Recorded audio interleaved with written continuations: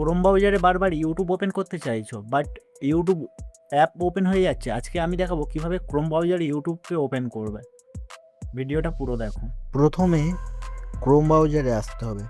এসে এখানে আমরা সার্চ করে দেখে নেব আমাদের আগে হচ্ছে কি। ইউটিউবটা সার্চ করলাম, এবার ইউটিউবে ক্লিক করলাম, ডাইরেক্টলি ইউটিউব ওপেন হচ্ছে। এবার আমরা চলে আসব হোম স্ক্রিনে। হোম স্ক্রিনে আসার পর ইউটিউবকে চেপে ধরে থাকবো, তারপর এরকম অ্যাপ ইনফো আসবে। অ্যাপ ইনফোতে ক্লিক করে আমরা নিচের দিকে চলে আসব। এখানে লেখা আছে ওপেন বাই ডিফল্ট। এই যেটি অন আছে ওপেন সাপোর্টেড লিঙ্ক, এটি আমরা অফ করে দেবো।